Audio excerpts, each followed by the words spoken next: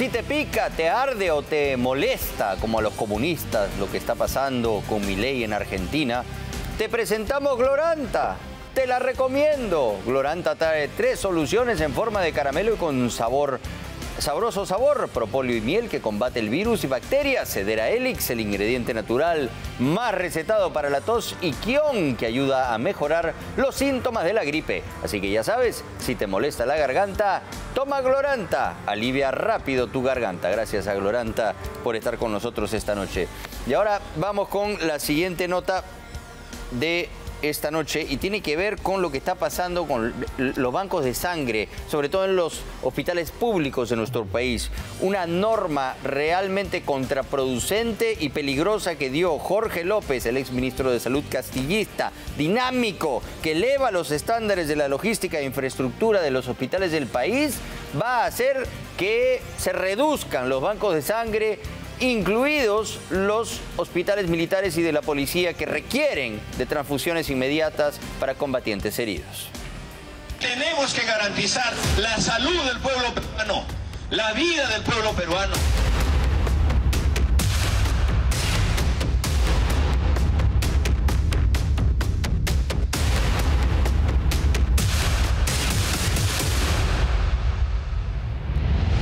Los peruanos seguimos pagando la factura de la pésima y corrupta gestión del gobierno de Pedro Castillo. A 9 meses de su abrupto final, miles de pacientes se ven amenazados por una inminente escasez de sangre en el futuro inmediato. La deplorable gestión pública del castillismo parece ser una herida abierta que se resiste a sanar. Un decreto supremo, emitido en septiembre del año pasado, firmado por el propio Castillo y su entonces dinámico ministro de Salud, Jorge Antonio López Peña, hoy también investigado por corrupción, podría dejar inoperativos a más del 60% de bancos de sangre del país, agravando la crisis que arrastra desde hace muchos años el sector salud. En un país donde cerca del 80% de los hospitales públicos no tiene equipamiento adecuado, ¿no? Donde 1 de cada 2 establecimientos de salud públicos no tienen médico en el primer nivel. Además, les vamos a reducir los bancos de sangre. Entonces, la acción que están tomando es totalmente contraintuitiva, ¿no? Es totalmente contra el objetivo de salud pública, que es más bien ampliar el acceso. Esa falta de acceso, dramáticamente evidenciada durante la pandemia de COVID-19, con hospitales totalmente colapsados y pacientes muriendo mientras esperaban una cama UCI, incluso en emergencias causadas por desastres naturales como el fenómeno del Niño o el terremoto del año 2007. ¿Qué va a pasar, por ejemplo, en el Braden si hay un enfrentamiento y hay militares heridos y necesitan sangre con urgencia, si sus bancos de sangre no están autorizados? No vamos a poderles dar sangre a los efectivos policiales y a las Fuerzas Armadas. Si viene una gestante con una hemorragia de tercer trimestre, que llamamos, desprendimiento de placenta, qué sé yo, si en ese momento no hay sangre, tiene que ir al otro establecimiento para que le den la sangre. Pero en ese interín, la paciente se puede morir. Pero ¿cómo se llegó a esta situación? Todo inicia el 9 de septiembre del año pasado, fecha en la que Castillo promulgó el Decreto Supremo 017-2022, que modifica el reglamento de los bancos de sangre a nivel nacional, tanto para hospitales públicos, clínicas privadas y las sanidades de las Fuerzas Armadas y la policía. Esta modificación, antitécnica para la realidad peruana o que esconde algún interés, afecta principalmente a los bancos de sangre tipo 2, los de mayor nivel en nuestro país, encargados no solo de recolectar y almacenar la sangre de los donantes, sino de procesarla para obtener otros productos como las plaquetas, el plasma y demás derivados. Según el nuevo reglamento de bancos de sangre, los de tipo 2 deberán cumplir una producción mínima de 2.500 unidades de paquetes globulares al año.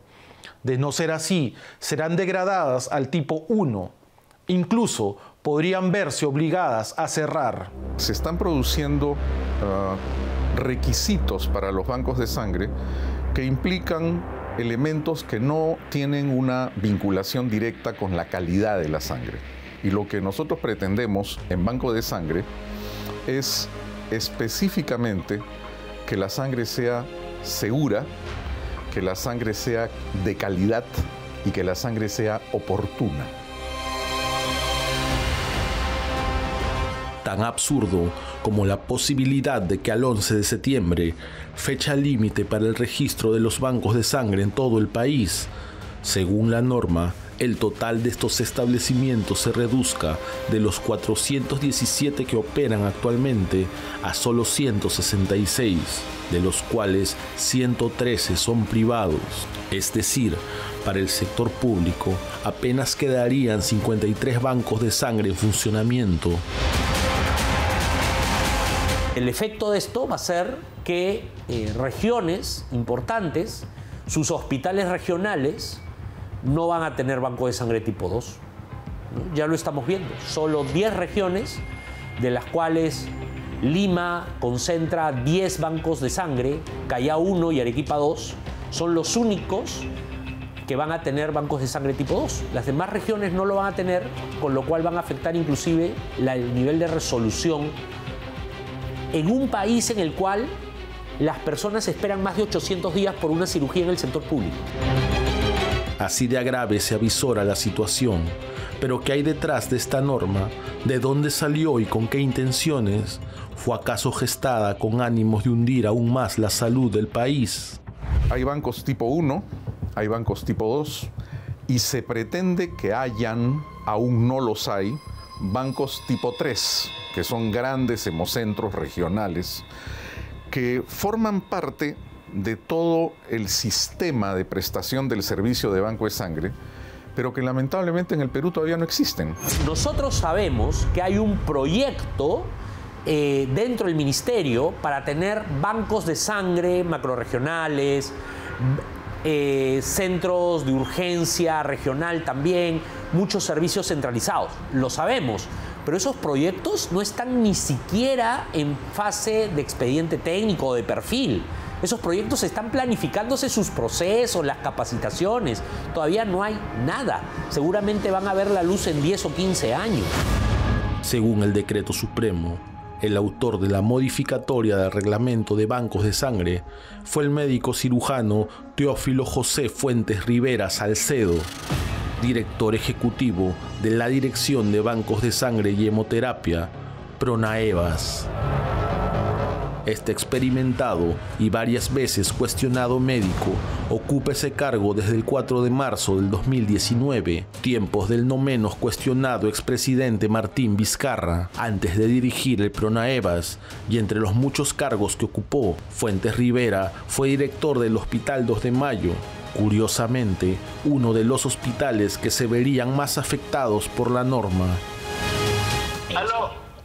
Aló, buenas tardes, con el doctor Teófilo Fuentes.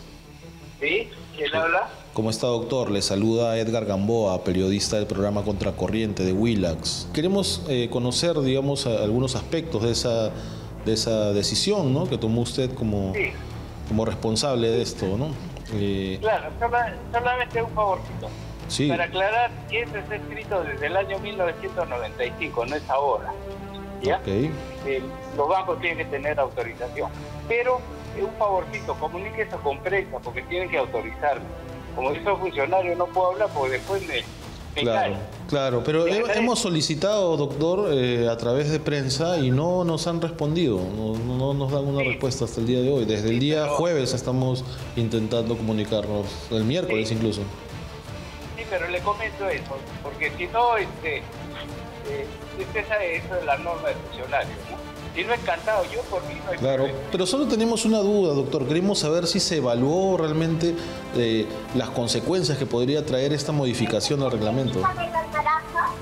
Porque nos comentan, por ejemplo, el Colegio Médico que nunca les pidieron su posición de ellos, ¿no? Si hubo alguna evaluación previa.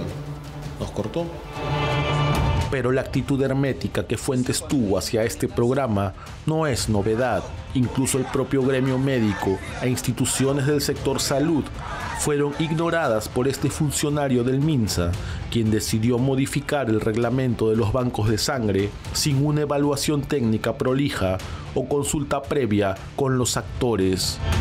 Tomar decisiones e imponerlas, convirtiéndolas en decretos supremos, es muy fácil cuando uno lo hace desde un escritorio en el Ministerio de Salud. Y eso es la observación que estamos haciendo como Colegio Médico, la reformulación de ese dispositivo y la discusión con los involucrados, la Sociedad de Hematología, el Colegio Médico, las sociedades científicas que tengan que ver con transfusiones de sangre. Pero en ningún momento nos han solicitado nuestra opinión para ver si este dispositivo es lo correcto o incorrecto. Entonces, por eso nuestro reclamo de que se tiene que volver a sentarse a la mesa y buscar la solución de estos problemas. Más allá de los líos y diferencias producidas dentro de la comunidad médica, a partir de este hecho, cabe preguntarnos por otro problema que afecta a los bancos de sangre, quizá incluso más grave que la modificación de su reglamento: el bajo índice de donación y lo poco normalizada que tenemos esta práctica altruista en nuestra cultura. El Perú es uno de los países con menos voluntarios para donar sangre. Si no hay una política en el país como Estado de que la población vaya a donar sangre para salvar vidas, entonces esas cifras nunca se va a llegar. Cuando comience a subir el número de donantes, lleguemos a un estándar internacional, esa norma es correcta. Pero si no tenemos ni siquiera donantes, ni siquiera los hospitales.